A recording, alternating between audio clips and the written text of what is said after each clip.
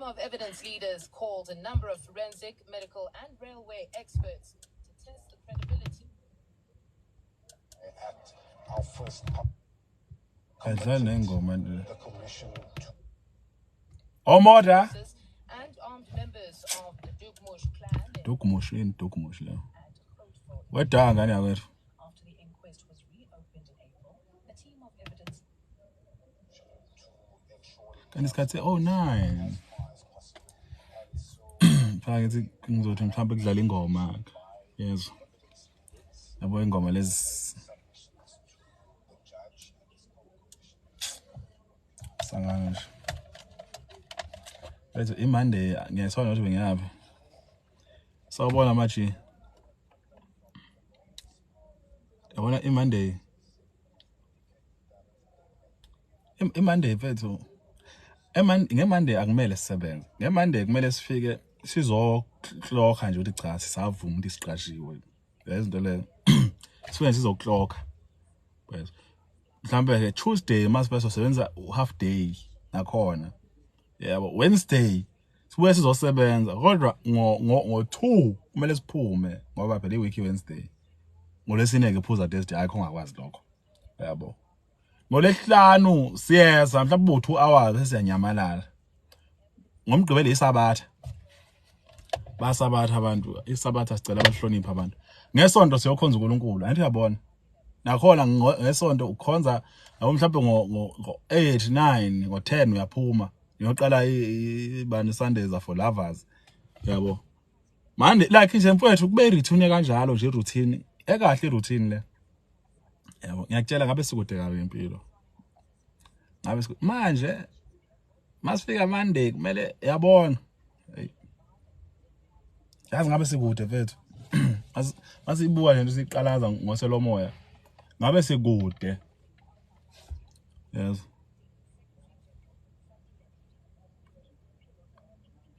Injalo exactly. Yabona nje mfowethu, hey. Monday nje bekumele nje sifike sizovela ukuthi cha sawuthanda umsebenzi. Siyawuhlonipha futhi. Yabo. Kuthi ngo 10 asisekho. Tuesday sifika sizangena siphuma u12. Ayizinto le.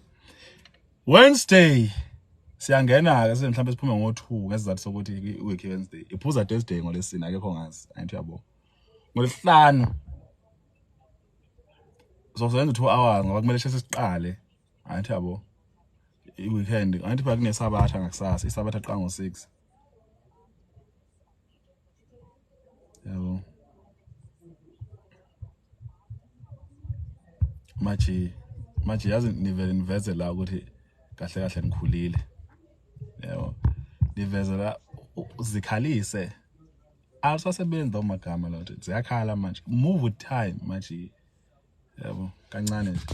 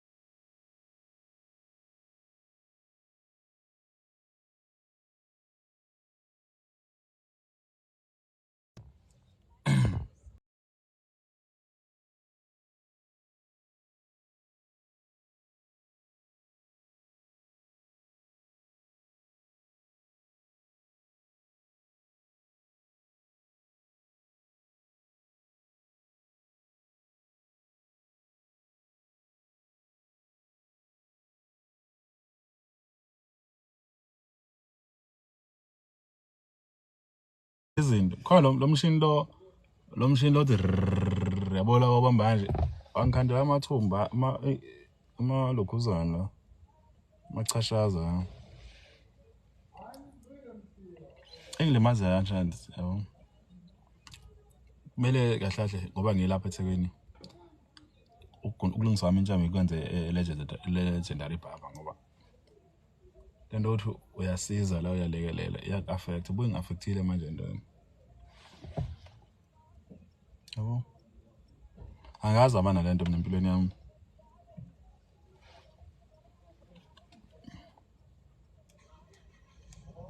Ingilimazile cela sithusele ngomuntu.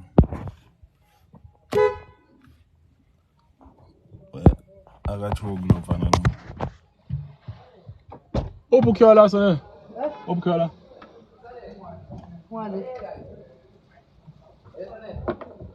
Wale. Bopale. Anguphethe kulaba ngale. Abale thuphile. Ufuna ukwenza? Uyidumisa kuyashisa kule Dayisele moto. umuntu. Kuyashisa phakathi. Hlala ngaphandle phela. Angivumi. Awunawo petrol okuganga, ufuna uqede wena. Yeah. Akona wakho lo petrol. Lapha mkhaya kambani? Good morning Madleka. Good morning. Kuyaphileka kanjani lapha? Ngi-update ifoni yami from iOS 18 to iOS 26. 26 yini? Yabo. Sidlule nini 19 no 20?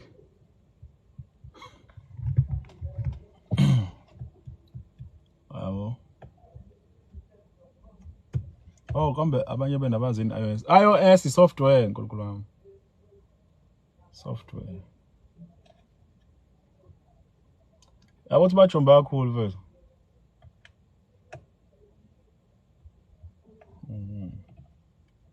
Akulona iphutha ukungazi. Iphutha ukuthi uyazi ungazi.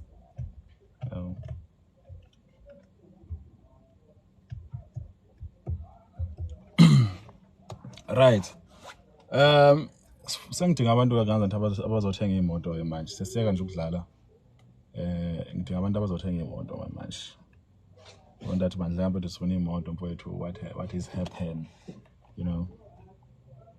Nje sikuleyo ndaba nje ukuthi abantu abathenga imoto nje.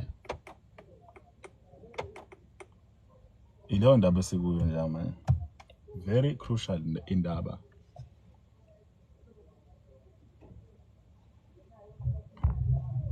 Manje ngiyabonakala izinto zangempela.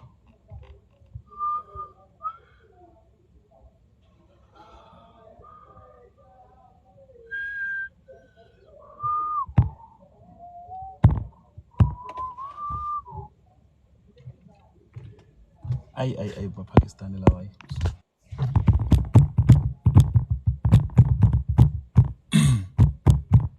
Kanzathi manzelela ukuthi ngizele kuzohleka angihlekisi mina namuhla. Yabo uma uphansi kakhulu ngithathela. Ayaza amabonus maji hayi. Wona maji wona ngikuthembe ne. Wona manje angisakuthembi. Athi usunedole nini? Nayi ifoni. Madleka hi. Ngiyakuthanda.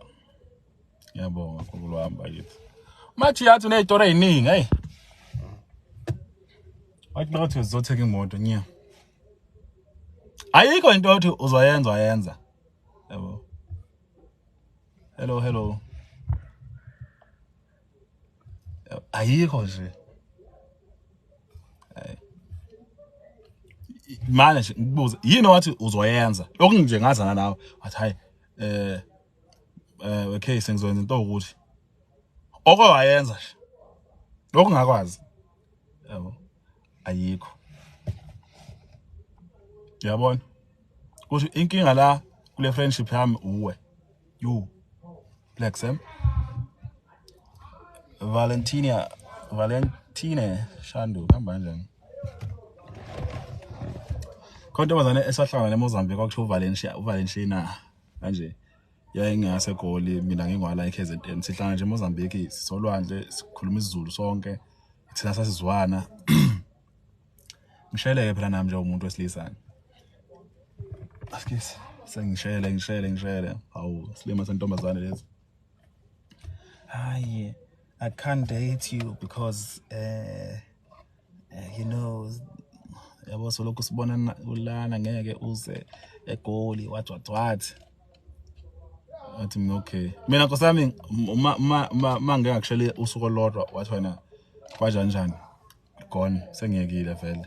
Angisekho nje kulo msangano lo. Yabo. Hayi phela you can be friends noba angeke ke mina friends usuka lelo usuka khona uya kabangani ufuna uba umngani nami ungalinga nje unginyele hayibo ungalinga nje ungisanganele uyezwa angeke kuze kwenzeke lokho ngeke la kimi ngitshela mina nto so yes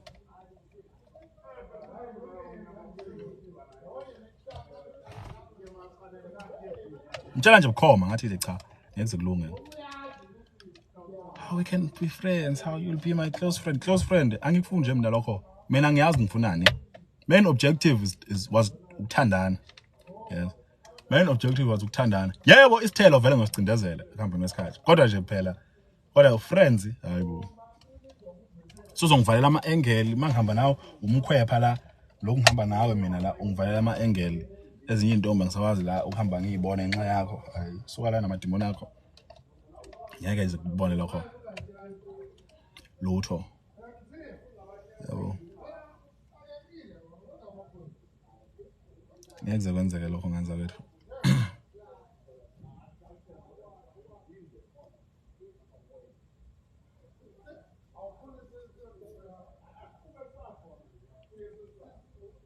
Ubona manje.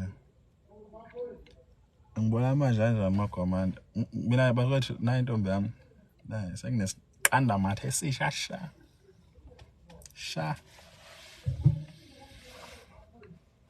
Mina siqanda mathe esishasha brand new from the box. Ende egqoke ibuko. Hayi lemkhwephe yini. Nongazi useyazi ukuthi as you can see.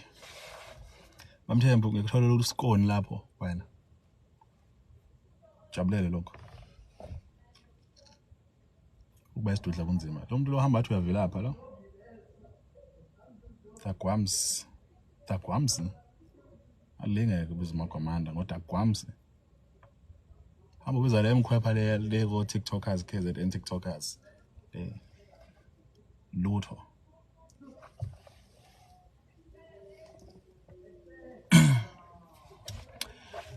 Grace Tikambani.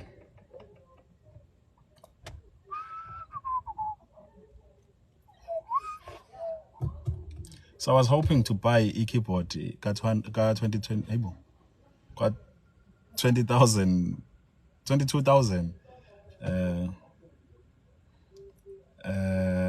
hi Thando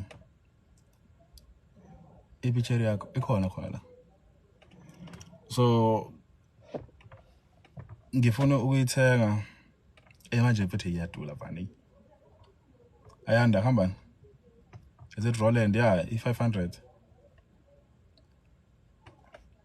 kamba kanjani lapho anesipho I believe kamba kanjani so yeah man ayadula with I was hoping to buy it this month and manje ayingeke bani exactly ngifuna ne-fridge ngapha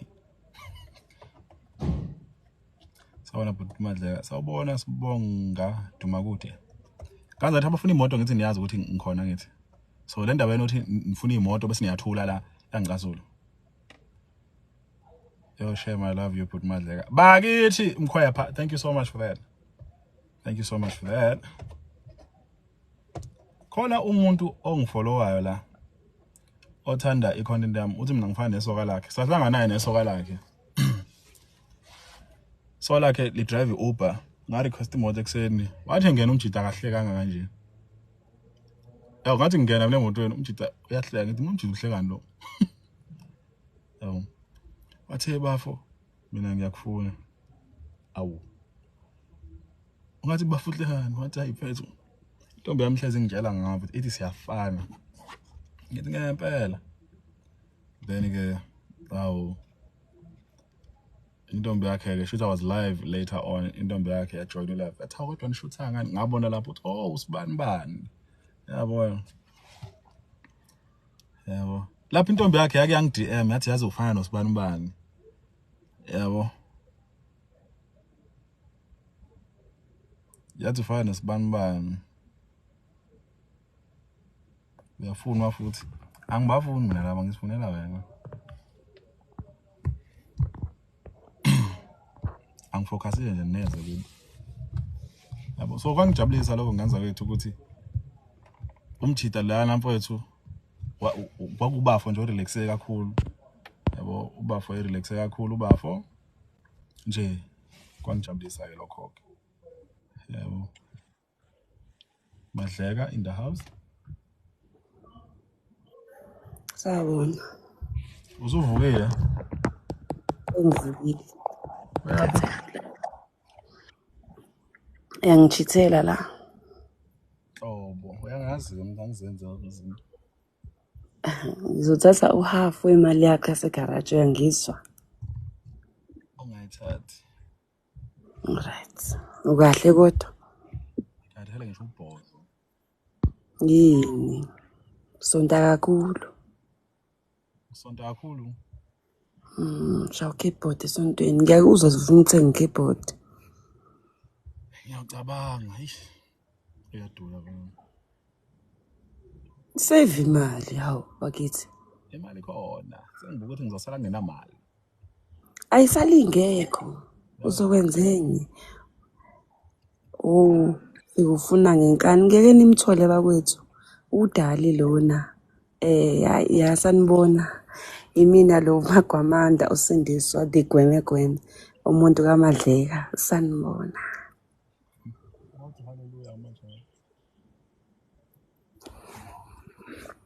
Bathi haleluya la emsebenzi bengazi ukuthi bayathandaza mina la. Lapho umsebenzini nenza yonke into vele. Yami ngixayekile nje kumina. It's called an investment Lego. I know it's called an investment. Wala nje ngoku. Mina bese ngiyasaba ungabinamali. Into nje leyo ipoverty ngiyasaba.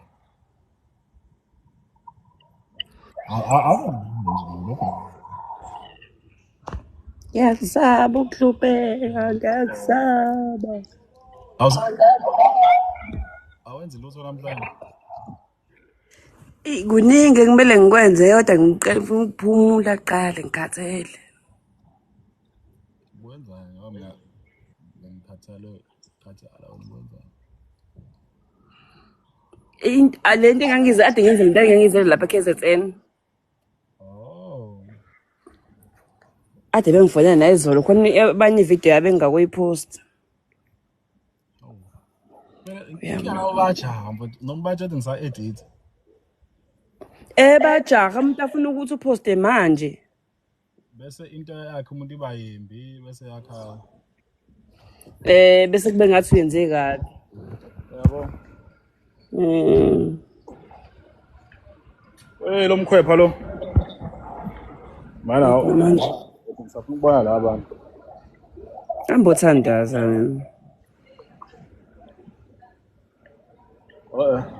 Uzengapha.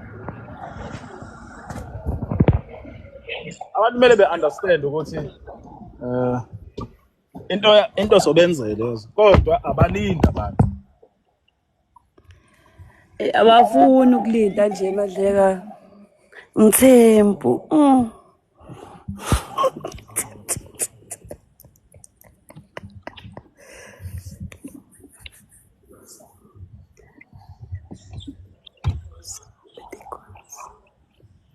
Ukhuluma nobani? Wathi wena ochithayo. Hayi bangichithi mina ngingedwa endlini hayibo. Ngakuchithela kanjani nje babazi ukuphela kwakho akekho omunye. Bakithi. Phela kwakho nje okugcina ngizama umuntu okhuluma isiZulu. Mengahluleka la. Ngeke ngiphinde ngimlokothe umuntu okhuluma isiZulu. Mana. Yeah baba. Egoli uhlala kuphi neGoli? Ungasho ilocation usho no. Ngihlala khona Nsitsi. Edrobheni. Umuntu angitholele indawo angitholele edrobheni. So ngizolinda kuphela 6 months then bese ngiyaletuza. Elise. Ilisi yami ya 6 months. Then makuphela yona ke ngiyaphuma ngiya ngaphandle. But la ngihlala khona nje kunepeace nanokuthi ngijabulele ukuthi akekho umuntu owaziyo ukuthi ngihlalaphi. You're not by the Gautrain station? No. Usangijwayele ukufika kuma-shelter ngisasePitoli. Ole ngiyakubona. Siba ngamaphara yena. Ngamaphara. Bethi lapha, yo. Kephi? Khona eGoli. Yabona nje mawusehla kwe-Gautrain uthi nje lapha ezansi lapha. Park Station. Lele kulesade le phezulu. Bathi mina kulesade lelo lishoyo wena koMarshall li right nje ngibona ngathi li right. Ngayi. Well, ku-right kodwa Uquiet kakhulu. mawuzo-request uba novalo. Kuthulekile mina into engiyibonayo ngo main oba no Main Street no Marshall no Fox kuthulekile. And you'll guess ukuthi kuzoba busy because laphana kuhlala ama-student. Yabo njalo eThekwini la kuhlala khona ama-student. It's busy. Kodwa lapha kuthethwana. Kuthe cwaka ngempela. Kodwa kunomsindo kakhulu le ko Bram ngako UJ. Umsindo uprogram gcwele ama-students kuyaphethizela. It's a beautiful place, man. Joburg has potential of being beautiful. Fane eTheku. iTheku line-potential okuba yinhle. Liba lihle ebusuku ngoba kuclean. Ngoba ekuseni 5 kube clean. Wathi 6 ingcolile. Nejozi nje madleka kukhona indawo right ngisho emini. Bese kuthi yabo la gcwele kakhona my friend ungcolile vele ungcolile. Uke waye ePitori lobu lapho?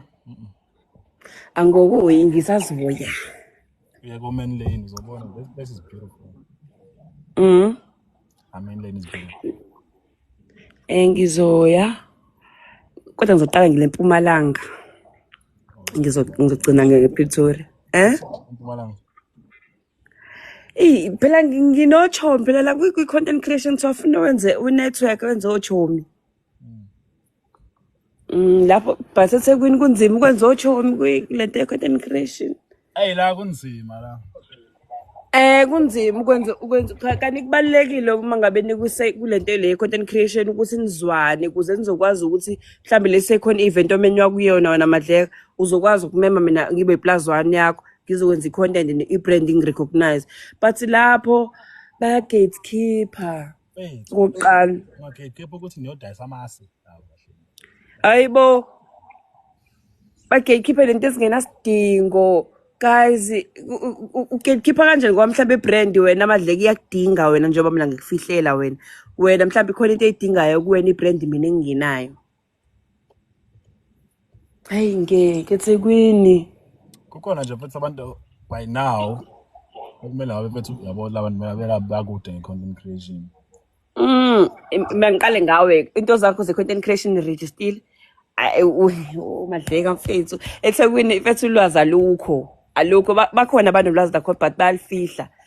Content creator elifuna ukukhokhelwa ama-brands noma ufuna ukusebenza nama-brands lawa amakhulu kumele uregister ube ne-bank account ebusiness not eyakho. Yo but abanalo ulwazi nanokuthi i-rate card yakho mfethu awukwazi ukucharge imali 8,000 rand unama-followers more than 10K. Yabo la umuntu mawuzothi not just here but majority of the time abantu abanamabhizinisi amancane ngenza wethu siyafisa ukusipana bona kodwa anikho fair. Athi umuntu ngicela bethu ungikhulumela ngawo ama-sneakers ami for instance. I-sneakers sodwa azosidayisa sikhosta imali afuna i-sneakers sidayisayo is 1.5 mina uzofuna ungi-500 rand for i-video.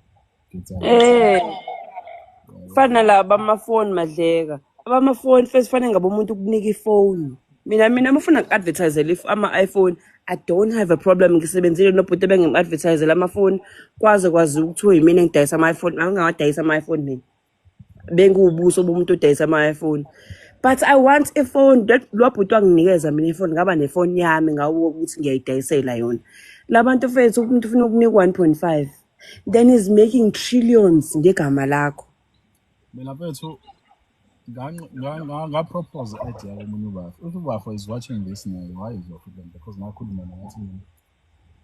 Webafo, when ubuthi wena uzonyama lo. Lo ngasathi okay. Umuntu othi usebenza wamnyama lo. Ngamnika ifoni mina ngisebenzisa mina i-12 Pro. So bazothi mina ngilokhuzela ngifuna ngiphushele. Ngifuna ifoni engiyifunayo. Yabo. Then-ke kube ukuthi my conversation with you is about ukuthi ungibele phone, whatever comes. But mina ngiyifuna. Because ngeke ukuthi uzongiya enye iPhone engaphansi kwe-iPhone engiyiphathayo. Doesn't make sense. Ngohluleka ukukhokhela imali engiyifunayo. Yabo. So Mina akukho yazi mina amadleka lapho uthi ngamenzela malini 108,000 lapho uthi mina ngingedwa imali engimenzele yona athi kwangiskema ngaphezulu. bakhona phethe abantu abafair, yazi kukhona nje abantu abafair. Umuntu ozaza ku ethu ngiya understand the content creator and vele ispan sakho phethu is to make izinto kanje. Nayo offer nayo on the table mhlawumbe athi 10.5 for 2 weeks on challenge content. Yabo umuntu loyo fair futhi wazi ukuthi cha mfethu ngoba ngiza kuwe. It's business, yeah. And ngicela nawe uma uyithatha iproduct yami uyifunde and understand it so that it work. Yabo oh easy nike bafo before you do any payment, let me just go through the document. Yifunde bese okay, I'm happy because at the end of soon uma ngizokhuluma ngento kubantu, I have so much people following me. So if those people are mislead abantu abangaka, then who is at fault is me like this. Yeah. So I cannot put my life or my creation at stake when uzoscam abantu. Yabo mina unginike 1,000 phela mfethu. Uskema abantu abawu5 minimum who gave you plus 20,000 obaskemi mina Bese kube ngathi siyayitshela ke madleka ngeke babacela sizitshele ngeke mina ngiyazazi ukuthi mangabe ngipromotela umuntu ukuhamba kahle futhi kakhulu bonke abantu engisebenze nabo mina bathenga imoto.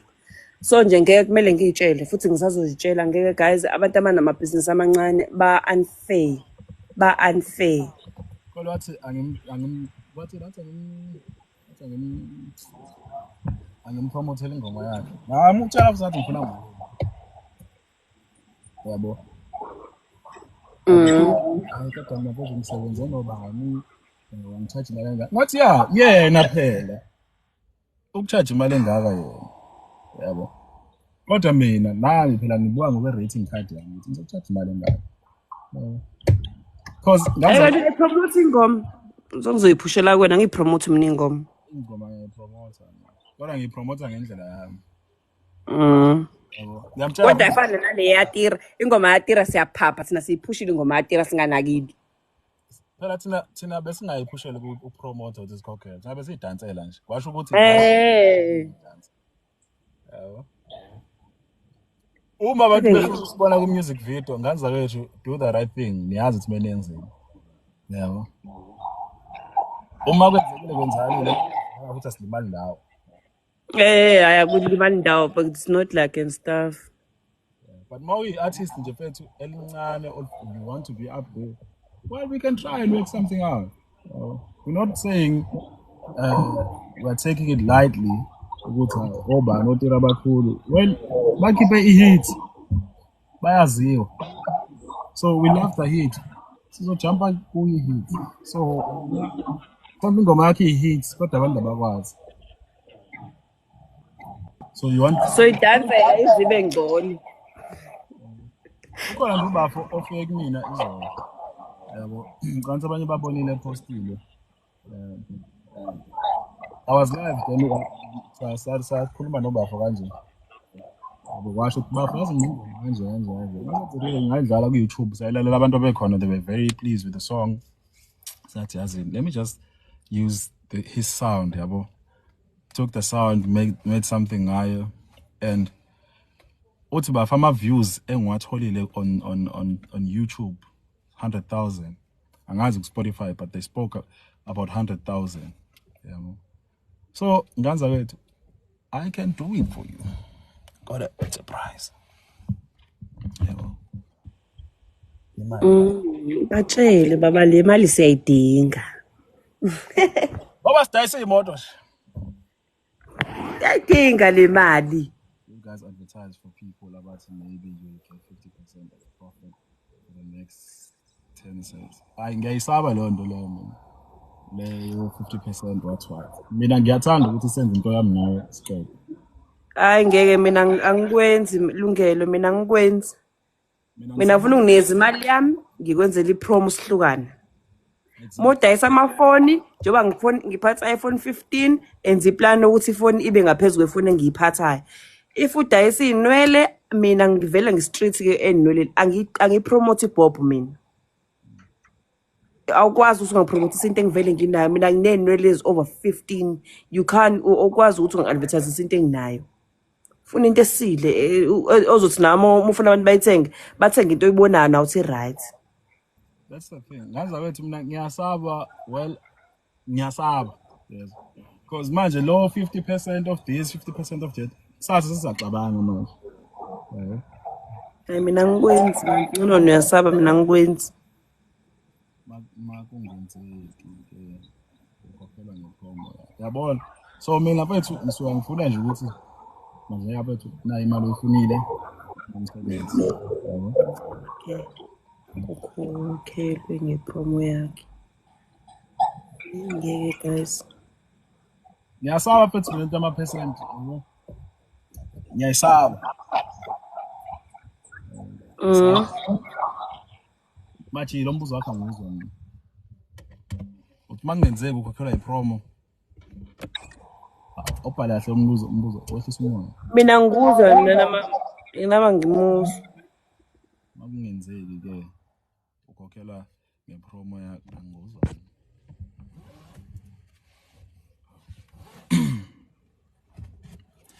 Also, good people, you must understand ukuthi some of us are not working. Yabo. Even noma sisebenza, mhlawumbe abanye abaholi kanconywana. So, then them or us using the social media platform to generate imali is also an instrument for us. Ngeke nithi manje uyabiza. Kukhona abantu abahotelwa u15,000 for just ukuvela kwinto. Vele fanele ngabe kunjalo appearance ifanele ngabe ngaphezulu kwa15 no consulta uma ungipromotela kungangeni lutho I did the promo at the end of the day. Yes I mina mageza akaze ngingangeni lutho bonke abantu engibapromotela amabhizinisi abo mina banemoto mina nginayo. Apart from that ukuthi bayangena bangena uma uzoyokhozini ufika uthokozini ngicela ningipromotele nayi advert yami you pay 30,000 for the advert ukuthi bayidlane ngokhozini yabo ukuthi abantu bathengile noma bazile do you go back okhozini ukuthi ngicela imali yami noma beka umadleka bona uthi madleka ngiphume ngibuye ngine echo. Ngiyabuza nje manje ngikupromotele kwangangena umuntu so you mean you must come back to me uzayibo mfethu ngipromotela na abantu abafika abantu yabo. So iproblem ngabale iproblem yami madleka opromotile noma iproblem iproduct. Ngiyabuza nje ngomoya wesonto yabotha ngini what's your minimum? Ow! It depends. Isho njalo it depends. It depends ukuthi ibhizinisi lona inhlobo nebhizinisi nokuthi linesikhathi esingakanani.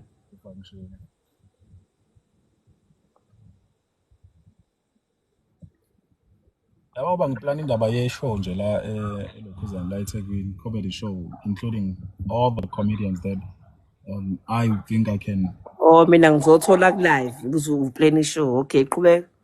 Yeah. So izinto kanjalo nje ngenza ukuthi I'll approach indawo yabo bafutha the indaba date suggested as if you I was nathini ngizokulenza indawo yabo ufuna ama-sponsors well if they're available I have nothing to offer njengamanje to them so unayo proposal angithi mfethu njengoba ngiuzwazelana nawe angakenzi lutho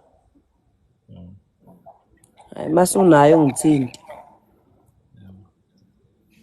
so ngizoyilokhuza kanjani I want to have that comedy nyana show well comedians corner ngayibeka kanjalo comedians corner into ezoyenza every after 2 weeks into kanjalo nje trying to put people out there yabo manje ke la eThekwini ngathi umuntu nomuntu ugombela kwesakhe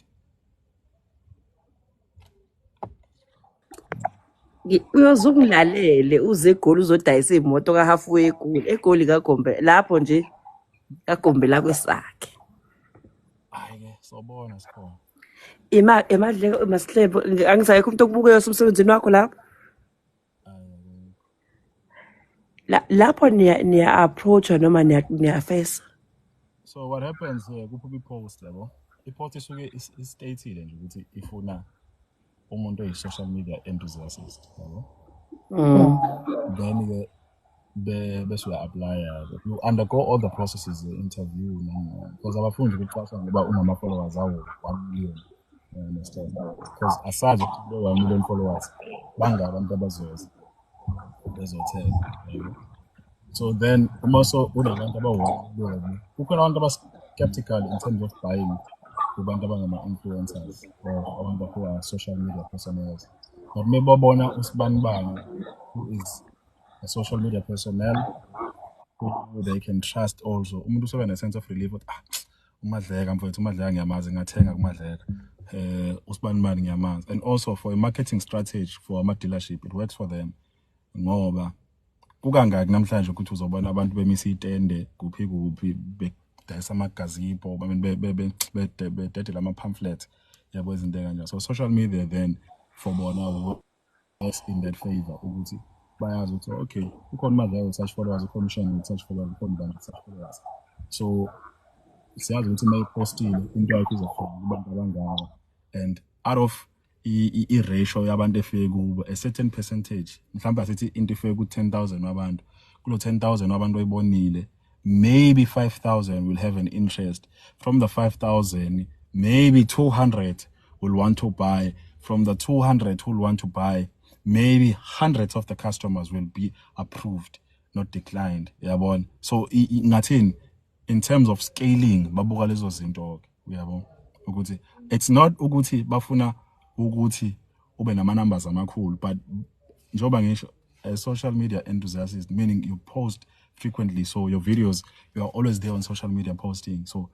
it's one of the requirements yabo mina nje ngizoza noma ungasangithembi nje noma ungaba lapha ngizoza mina ngisakuthembi hi Terry hi angisakuthembi mina maji angifuni uqamba mango yabo so bakhona from different dealerships abantu abasho ukuthi achama was approached by a certain dealership kanjani but mina from here I'm talking from experience engiyibone iyenzeka I was checked in one of the videos they posted manager COO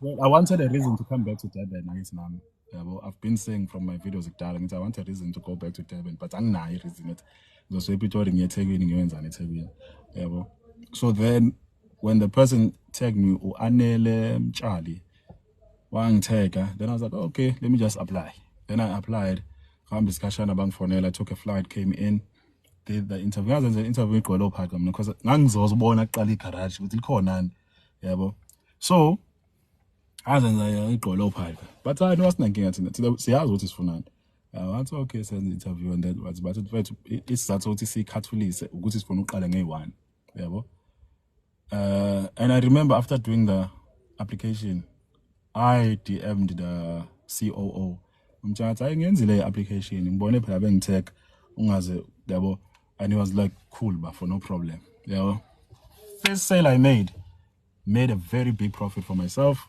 for the company. Yeah, well, my profit before commission, or maybe that activates my commission, was 60,000. Again, imoto yami yokuqala engayidayisa gave me about 96,000, if I'm not mistaken, in terms of profit. So, no 96,000, no activated my commission of 6,000. Yeah, well, then that's imoto ithe ukubaningana the previous month. So sungabala ke ukuthi ngizoba nginendoda engakanani. Soba nemali like haya. Ngizama ukuthi thakani imoto. Uyabona, ukuze ngizothenga lama keyboard lawo. So injalo nje ngenza lethu. Abanye ba approacha from different dealerships, but la they were strict about having a proper application because I think they're keeping it in terms of archives and research. Yeah, you know? Yeah, because ngiyangeza ukuthi abantu ba approach. Yeah, abanye ba lami nje. Kodwa abanye badle kuyabona nje ukuthi yabo lo ayanga interview lo. Kodwa akulungile. And then mina mfethu ngiyathanda ukuthi uma ngenza into ngenza into engikwazi. Mina ngayicela nje ngiyayicela because imotor industry is something different from what I went to be educated ngayo. You know, I'm a researcher, I'm an archivist, I'm a librarian, I'm a cataloger, ICT, yabo there kanjalo, electrical, isn't in motor industry. Kangazi next. Then what I did was ngiyacela nje training because I want to know ukuthi mangisuka la ngiya kumuntu kumele ngazi ukuthi ngikhuluma ini ngayo. Umuntu bengibuza ngeballoon ngikwazi umchazela ukuthi yini iballoon. Umuntu bengibuza ngo shortfall ngikwazi umchazela. Bengibuza yini lento le ngo cashback ngikwazi umchazela ukuthi yini u cashback kwenza kanjani. Izinto ezikanjalo kuze bengathi ukuthi baqashe ama TikTok influencers. I'm not an influencer. I'm just a content creator for now. Abangazi lutho yabo. Sifika kanjani ekuthenini imoto ka malini le 349,000 sifika kanjani ukuthi installment igcine so 5,500. How do you then calculate into kanjani yabo? So ilezo zinto engadinga ukuthi mina I needed to get information ngazo and be educated ngazo kuze mangiqala ngithi la ku installment ufika kanje u divide ngo 72 months ubone ukuthi okay ngokwe installment kumele urange malini before percentage abaledayo yabo izinto kanjani. So kubalekile lezo zinto enganza kwethu. Yazi it's very important because majority of our content creators, they mislead people in terms of information. Gcina abantu besayinele ukuthi kunemali nje phakathi. Ayihambi kanjalo. Educate yourself with the structure. Be introduced with the structure.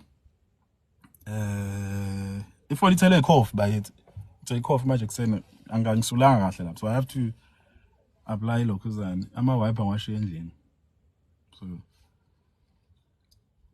I didn't pose a cough fish.